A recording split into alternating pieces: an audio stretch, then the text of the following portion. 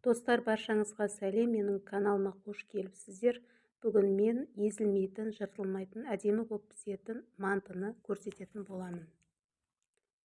Ол үшін ең алдымен алдын ала еленіп дайындалып қойған ұнымызға жұмыртқамызды салып және үстіне бөлме температурасындағы суға тұз салып араластырып, барлығын жақсылап араластырамыз да орташа қаттылықта қамыр илейміз.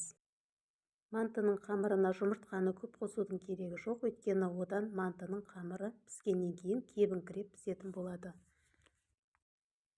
Қамыр жұмсақ, әдемі болып пісу үшін мантыны бүгіп болғаннан кейін бетіне аздап пісте май жағып шықсаңыздар болады. Кейде манты жұмсақ, әдемі болып пісу үшін бетіне пакет қойып жатады.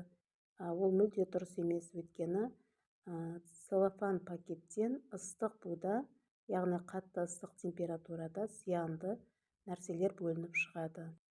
Қамырымызды бірінші илеп қойғаннан кейін 10 минутқа бұқтырып қойдық иыққану үшін. Одан кейін оны алып, суалалап екіге бөлеміз.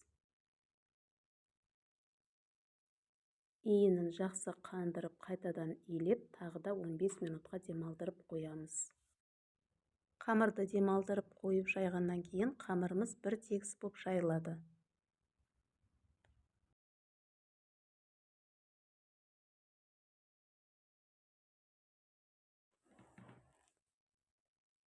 Фаршты мен мұздатқышқа салып қойғанмын. Оны алдын ала шығарып, жібітіп аламыз да ыдысымызға саламыз.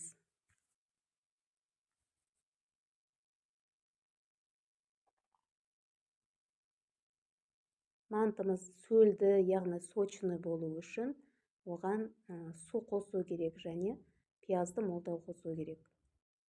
Әрине, мантының фаршы майлы болу керек, сол кезде манты өте дәмді болады. Пиязымызды өстіп барынша майдалап турап аламыз. Бұл жерде фарш алдын ала тұздалған, сол үшін мен оған бір шай қасық қана тұз салдым. Және қара бұрышта үйден түйір бұрышты қолдан түйгенмін, сол үшін одан аз ғана қостым.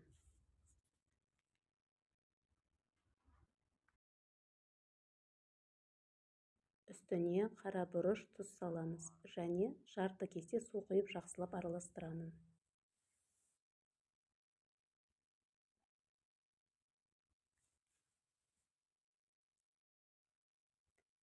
Фаршқа мен бірінші жарты кесе су құйдым, одан кейін шамалдан кейін тағы да жарты кесе су құйдым, яғни бас аяғы бір кесе су құйдым. Ол фаршты сулы, әдемі сөлді болу үшін, яғни сочный болу үшін.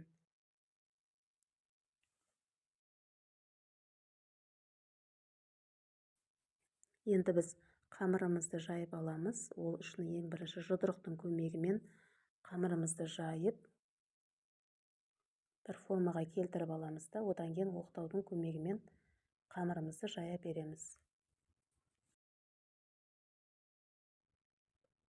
Қамырды бір тегіс қылып, жұқа қылып жаю керек.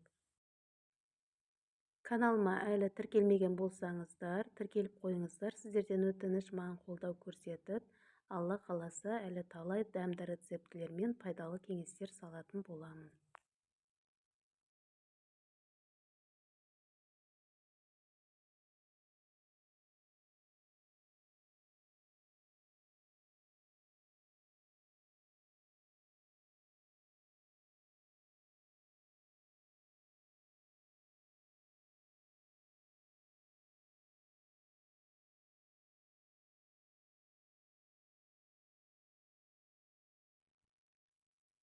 Қамырымыз бір тегіс болып, әдемі болып жайылды. Енді манты бүгу үшін оны әдемі қылып біркелкі формада кесіп шығамыз.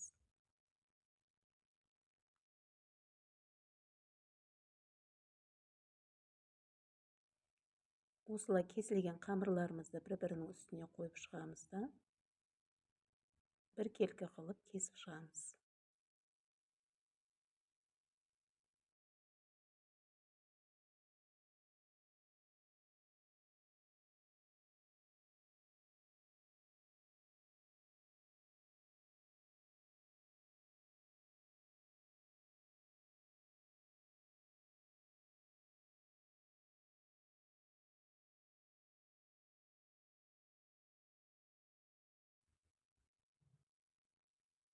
Осылай қамырларымыздың үстіне фаршты қойып шығамыз да, әдемілеп бүгіп шығамыз.